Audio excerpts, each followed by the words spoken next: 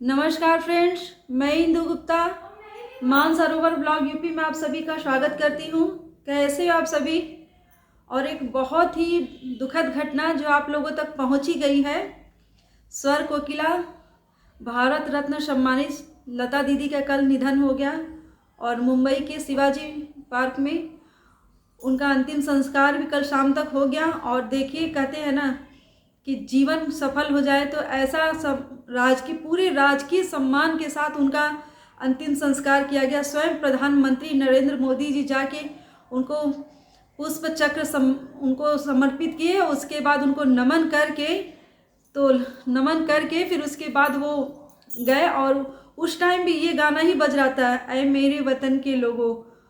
और कल क्या हुआ कि जब मैं काम ही कर रही थी और हस्बैंड अपना बैठे हुए थे, मोबाइल चला रहे थे, टीवी बंद थी, तो न्यूज़ आई कि लता दीदी का निधन हो गया। तो उन्होंने कहा जल्दी से टीवी खोलो, लता दीदी का निधन हो गया है, तो न्यूज़ आ रही है। तो मैंने बेटे से बोला ठीक है टीवी खोलो। और टीवी खोलने से पहले मैं क्या बोल रही हूँ, ऐ मेरे वतन के, ऐसे मैं गुनगुना रही। तो बेटा बोला ऐसे क्यों बोल रही है। मैंने कहा देखना यही गाना पहले ही बजेगा। और कवि प्रदीप जी द्वारा लिखित ये गाना लता दीदी ने गा के अमर कर दिया, जिनको लोग स्टैंडिंग ओवेशन भी दिए थे जब लता दीदी इस गाने को गाई थी। और यही कारण है कि मैं भी खड़े होके ही ये शूट कर रही हूँ। मेरी कोई इतनी बड़ी हस्ती नहीं है कि मैं उनके सामने ये बात कहते हुए भी बैठ जाऊँ, भले वो हमारे बीच नहीं है। तो मैं खड़े होके ये बातें बोल रही हूँ। और अभी 26 जनवरी बहुत ही जल्दी निकली है, तो मैं सोची थी कि इस गाने को मैं गा के 2-4 मिनट का जो भी वीडियो बनाऊंगी डाल दूंगी। तो मैं नहीं कर पाई, चाहे जो भी व्यस्तता रही हो, चाहे जो भी मैं नहीं कर पाई। तो कहते हैं ना कि जो भी होता है अच्छे के लिए होता है। तो शायद ये गाना मैं इस दिन के लिए नहीं गा पाई थी। तो हाँ, नहीं हुआ ये सब। और वो क्या बोलते हैं कि मैथिलीशरण गुप्त जी द्वारा लिखित रचना, कुछ काम करो जग में रहकर कुछ नाम करो, यह जन्म हुआ किस अर्थ अहो, समझो इसको यह व्यर्थ न हो। मैं क्लास 6 की पढ़ी हूँ या 7th में, मुझे इतना तो याद नहीं, लेकिन हाँ लता दीदी ने इस चीज़ को अमर ही कर दिया। उनको देखिए कि इतना बड़ा त्याग उन्होंने अपने भाई बहन के लिए किया, शादी नहीं की, पूरे जीवन अविवाहित रही और इतना बड़ा काम करके गई, हमारे लिए छोड़ के गई हैं। ये धरोहर ही है कि उनके गानों को सुन सुन के हम बड़े हुए हैं। और इस वजह से उनका पूरे राजकीय सम्मान के साथ उनका अंतिम संस्कार किया गया। कौन लोग नहीं आए, देश विदेश से भी लोगों के फ़ोन आ रहे हैं कि उनको उनके दुख की घड़ी में सभी लोग बोल रहे हैं अपने अपने तरफ से, इंटरनेट पे जो भी वो लोग मैसेज डाल रहे हैं। तो लता दीदी आप कहीं नहीं गई, आप हमारे बीच में हैं। तो बस मैं 1-2 लाइन सुना देती हूँ जो भी मुझे आता। भाई मैं इतनी बड़ी नहीं हूँ।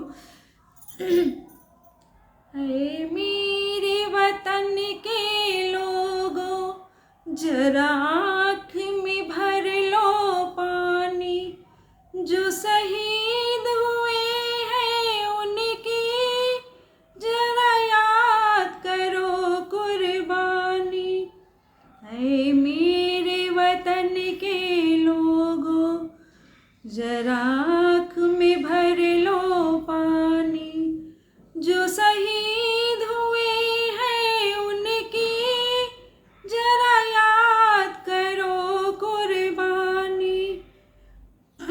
तुम भूल न जाओ उनको, इसलिए सुनो ये कहानी, जो शहीद हुए हैं उनकी जरा याद करो कुर्बानी।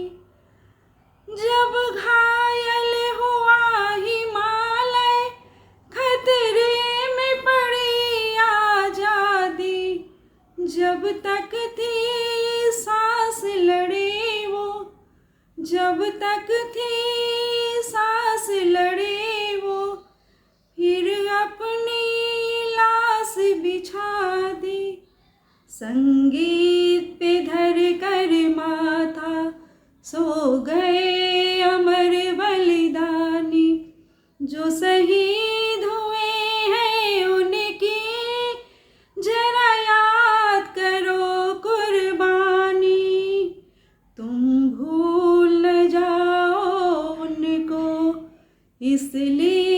सुनो ये कहानी, ऐ मेरे वतन के लोगों। बस इतना ही।